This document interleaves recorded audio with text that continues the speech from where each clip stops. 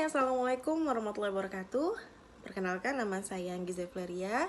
Saya mahasiswi Sekolah Tinggi Ilmu Sosial dan Ilmu Politik Raja Haji Tanjung Pinang, semester 5 pada program studi Administrasi Publik. Dan kali ini saya akan mencoba menyampaikan hasil resume saya, rangkuman saya mengenai manajemen aset dan proyek sebagai salah satu pengantar tugas ujian akhir semester di semester 5 ini.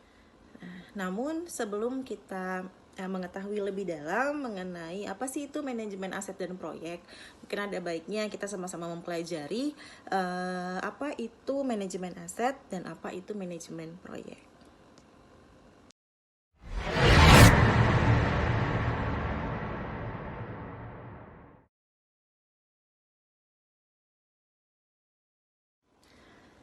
Yang pertama kita akan membahas mengenai apa sih itu manajemen aset. Nah, memang banyak sih teori dari para ahli yang menjelaskan mengenai pengertian manajemen aset. Nah, namun salah satu yang saya ambil mengenai manajemen aset adalah bahwa manajemen aset itu merupakan suatu proses sistematis yang mempertahankan, mengupgrade, dan mengoperasikan aset dengan cara yang paling hemat biaya melalui penciptaan, akuisisi, operasi, pemeliharaan, rehabilitasi, dan juga penghapusan aset. Intinya dari manajemen aset itu bahwa pengelolaan aset itu berkaitan dengan menerapkan penilaian teknis, keuangan, dan praktek manajemen yang baik untuk memutuskan apa yang dibutuhkan aset untuk memenuhi tujuan bisnis dan kemudian juga untuk memperoleh dan mempertahankan aset selama aset itu masih berdaya guna sampai ke tahap akhir, itu tahap pembuangan, atau sederhananya adalah sampai aset tersebut berlaku masa pakainya.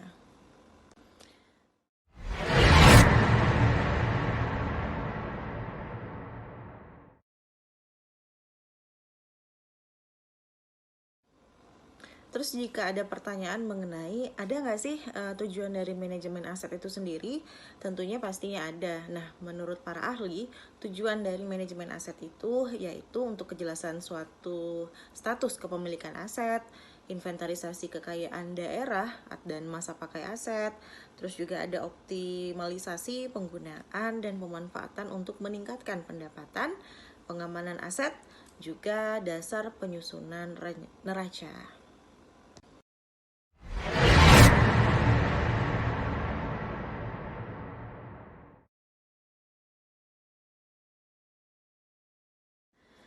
Lalu manajemen aset itu juga memiliki manfaat, yaitu untuk mempertahankan nilai aset perusahaan. Jadi intinya tuh dengan perencanaan yang matang, perusahaan dapat mengurangi resiko kehilangan nilai asetnya karena rugi atau rusak. Terus juga oleh karena itu nilai aset perusahaan bisa tetap tinggi serta bisa bertahan bahkan di situasi yang mungkin kurang menguntungkan.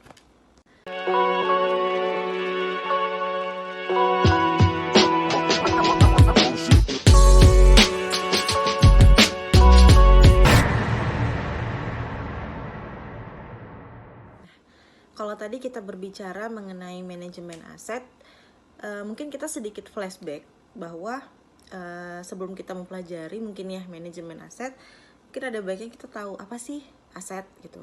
Nah, mungkin secara garis besar orang yang tahu aset itu adalah ya sesuatu yang kita miliki yang mempunyai nilai jual yang berharga gitu kan. Nah, secara menurut para ahli dan juga menurut standar akuntansi pemerintah, aset itu adalah sumber daya ekonomi yang dikuasai dan dimiliki oleh pemerintah yang diperlukan untuk penyediaan jasa bagi masyarakat umum dan sumber-sumber daya yang dipelihara karena bisa jadi alasan sejarah dan juga budaya. Aset juga bisa dalam bentuk barang. Nah, memang sih kebanyakan aset itu dalam bentuk barang ya. Terus barang atau benda yang terdiri dari barang tidak bergerak, benda tidak bergerak, maupun bergerak. Terus juga baik yang berwujud maupun tidak berwujud. Yang aset itu tentu saja menjadi aktiva dari suatu organisasi, badan usaha, ataupun individu perorangan. Nah, aset itu yang jelas sesuatu yang memiliki nilai ekonomi, nilai fungsi yang dimiliki baik perorangan maupun kelompok, organisasi tentu saja yang ditujukan untuk mencapai tujuan yang telah ditetapkan.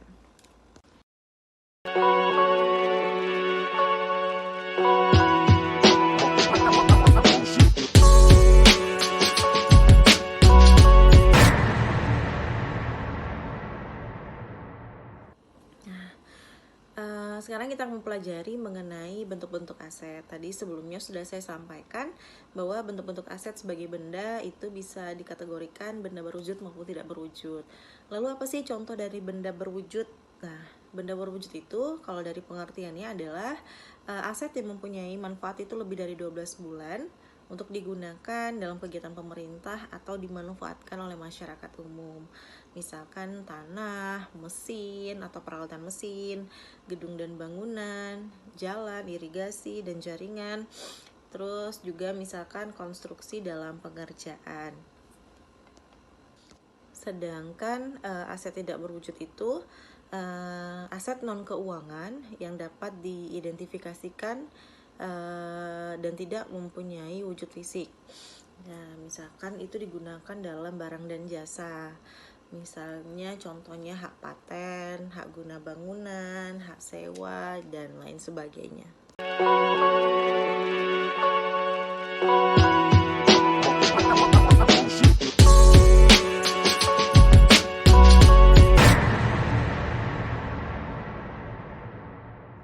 Aset juga ada kategorinya loh.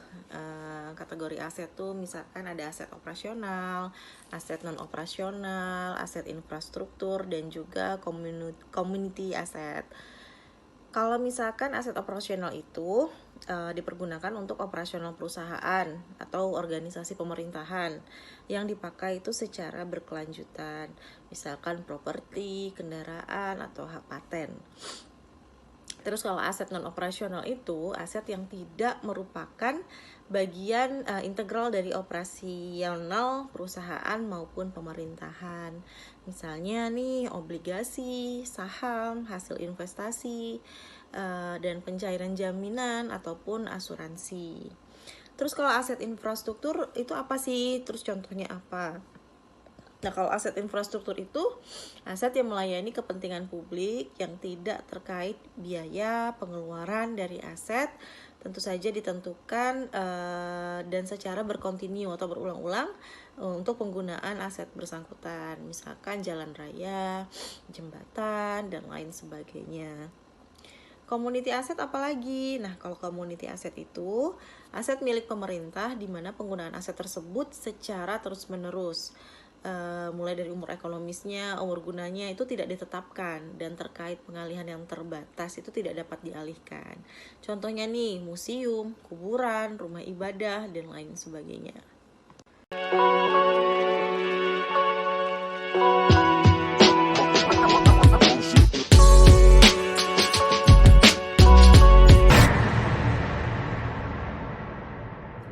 Lalu kita masuk ke siklus hidup aset. Aset aja punya daya hidup ya. Menurut Hastings, tahapan utama dalam siklus aset adalah yang pertama tuh identifikasi peluang bisnis atau kebutuhan. Terus juga kemampuan analisis kebutuhan aset, analisis prastudi kelayakan, fisik dan keuangan. Terus juga perencanaan kelayakan, fisik dan keuangan. Terus ada akuisisi, pengembangan dan implementasi, operasi, dukungan logistik dan pemeliharaan, dan juga monitoring dan review pembuangan. Lalu aset itu kan ada alurnya. Nah, alurnya itu yang pertama adalah mulai dari pengadaan, inventarisasi, terus juga ada legal audit, ada penilaian, terus juga ada operasi dan pemeliharaan. Lalu bisa dilanjutkan dengan rejuvenasi ataupun penghapusan aset. Lalu nanti terakhir adalah alurnya itu terkait pengalihan ataupun pemusnahan aset. Lalu bagaimana nih tahapan kerja manajemen aset? Yang pertama adalah inventarisasi aset melalui inventarisasi fisik dan legal. Terus juga ada legal audit. Nah, legal audit itu maksudnya tuh inventarisasi status penggunaan aset, penguasaan aset, sistem dan prosedur penguasaan atau pengalihan aset. Terus ada juga penilaian aset, di mana hasil dari penilaian aset dapat dimanfaatkan untuk mengetahui nilai kekayaan maupun informasi untuk penetapan harga bagi aset yang ingin dijual. Ada juga optimalisasi pemanfaatan, itu yang merupakan kegiatan untuk mengoptimalkan potensi fisik, lokasi, nilai, jumlah atau volume, terus juga legal dan ekonomi yang dimiliki aset tersebut. Nah, terus juga ada pengembangan sistem informasi manajemen aset, atau yang disingkat dengan SIMA. SIMA ini apa sih? Itu sebuah aplikasi yang mencakup informasi yang berbasis web bertujuan untuk mengelola, memelihara, dan mengawasi terhadap aset-aset penting yang dilakukan untuk menunjang pengambilan keputusan tentang rencana anggaran dan akuisisi investasi baru.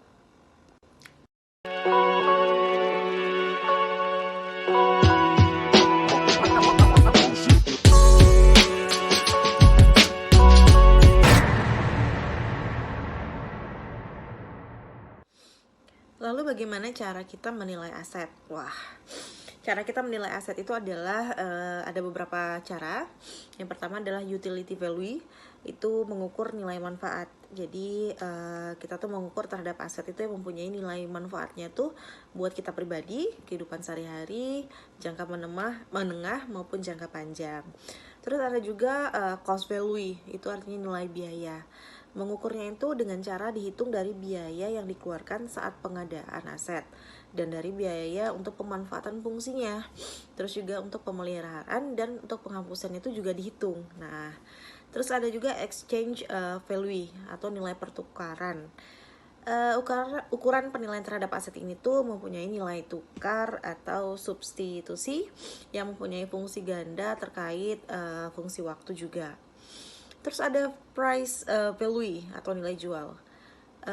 Ukuran penilaian itu mempunyai terhadap aset tersebut itu mempunyai nilai jual seharga tertentu dari harga aset itu yang dikaitkan dalam fungsi waktu. Dan terakhir ada estimate value atau nilai kepuasan. Cara mengukurnya itu yaitu dengan aset tersebut tuh bisa menimbulkan rasa kepuasan nggak, ataupun penghargaan diri maupun kelompok, atau juga budaya, sosial, politik, sejarah maupun spiritual dan komersial.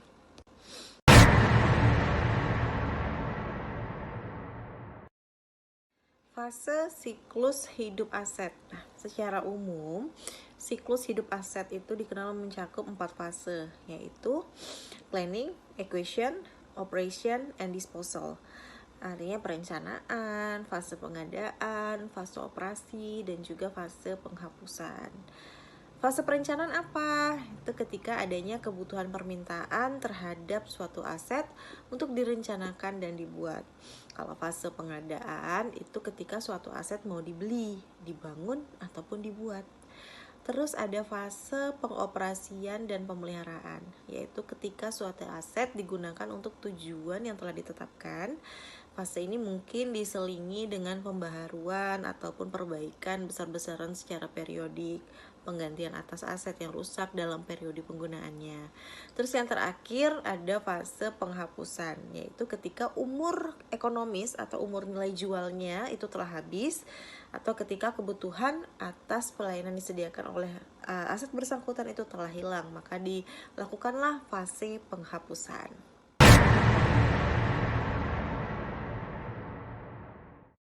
Nah, untuk itu agar kita nilai aset kita itu masih mempunyai nilai jual, nilai ekonomis, ada baiknya kita mengoptimalisasi aset kita tersebut.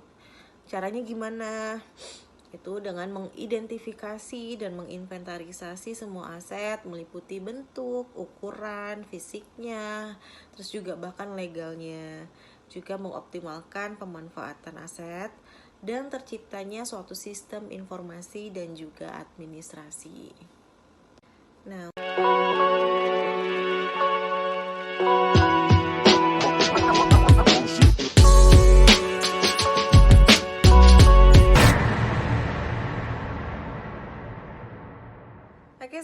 kita akan masuk mengenai manajemen proyek.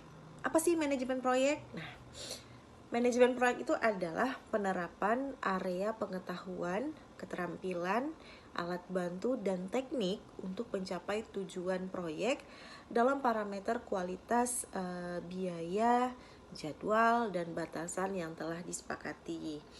Singkatnya, manajemen proyek itu membantu tim untuk mengatur, melacak, dan melaksanakan pekerjaan dalam proyek.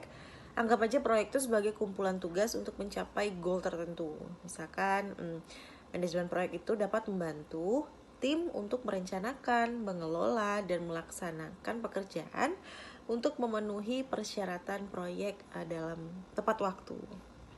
Oke. Terus kenapa suatu organisasi itu membutuhkan manajemen proyek?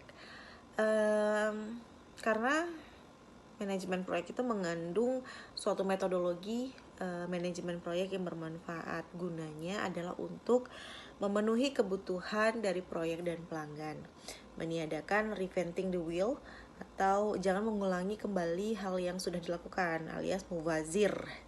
Terus juga dengan cara melakukan standarisasi dari pekerjaan proyek. Terus mengurangi jumlah pekerjaan yang mungkin terlewati.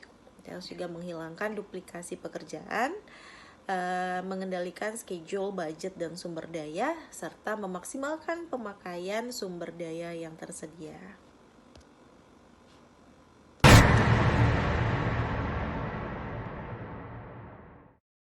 Terus proyek itu ada jenisnya nggak? Tentu saja ada.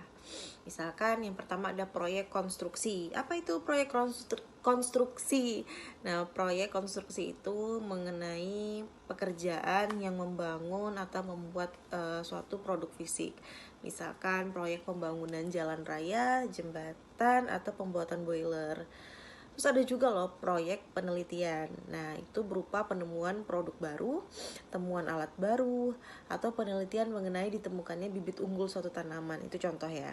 Terus muncul di lembaga komersial maupun pemerintah. Setelah itu produk baru ditemukan atau dibuat, biasanya akan disusul pembuatan secara massal untuk dikomersialkan. Komersialisasikan. Nah, terus ada juga proyek yang berhubungan dengan manajemen jasa. Itu muncul dalam perusahaan maupun instansi pemerintah juga. Misalnya perancangan struktur organisasi, pembuatan sistem informasi manajemen, peningkatan produktivitas perusahaan, maupun pemberian training. Lalu bagaimana perencanaan proyek? Terus, nah, kalau perencanaan proyek itu kita harus pahami dulu nih perencanaan apa gitu kan. Kalau perencanaan proyek itu perencanaan merupakan suatu tahapan dalam manajemen proyek yang mencoba meletakkan dasar tujuan dan sasaran, sekaligus menyiapkan segala program teknis dan administratif agar dapat diimplementasikan. Perencanaan itu juga punya filosofi. Ada aman, efektif, efisien, dan juga mutu terjamin. Aman itu keselamatan terjamin. Efektif itu produk perencanaan berfungsi sesuai yang diharapkan. Efisien itu produk yang dihasilkan hemat biaya. Dan mutu terjamin tentunya itu tidak menyimpang dari spesifikasi yang ditentukan. Lalu perencanaan tahapan konseptual proyek. Nah, itu tuh dimulai dari kita membuat KAK. Apa itu KAK? Itu adalah term of reference atau kerangka acuan kerja, yang artinya adalah itu dibuat tuh guna agar pemilik itu menyelesaikan proyek yang akan diajukan kepada konsultan perencana, baik berupa tender, terbuka, maupun penunjukan langsung.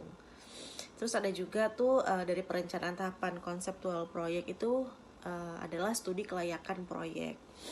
Studi kelayakan proyek itu menganalisa manfaat-manfaat proyek dengan menganalisa aspek-aspek, baik dari aspek pasar dan permintaan, aspek teknis, terus juga ada aspek manajemen dan koordinasi pelaksanaan proyek, ada juga aspek finansial, dan juga ada aspek hukum. Dilanjutkan juga dengan detail engineering design, yaitu setelah hasil studi kelayakan proyek tadi itu memenuhi kriteria pemilih proyek, selanjutnya dilakukan penyusunan perencanaan proyek yang lebih terinci dalam bentuk paket, pekerjaan, susunan organisasi proyek, RAB atau rencana anggaran biaya, jadwal induk atau master schedule, terus juga ada perhitungan dan rancangan teknis, spesifikasi umum dan teknis, gambar kerja, serta kelengkapan administrasi lainnya. Nah, pada fase ini biasanya pemilik proyek itu menugaskan konsultan perencana melakukan perencanaan teknis terhadap seluruh kebutuhan proyek. Dilanjut. Baik, itu aja yang bisa saya rangkum mengenai manajemen aset dan proyek. Tentunya memang apa yang saya sampaikan juga merupakan hasil cerna saya sendiri terkait mata kuliah manajemen aset dan proyek yang telah disampaikan oleh dosen. Untuk itu kritik dan saran saya tunggu atas apa yang telah saya rangkum. Demikian saya akhiri dengan wabillahi taufik wal hidayah. Wassalamualaikum warahmatullahi wabarakatuh.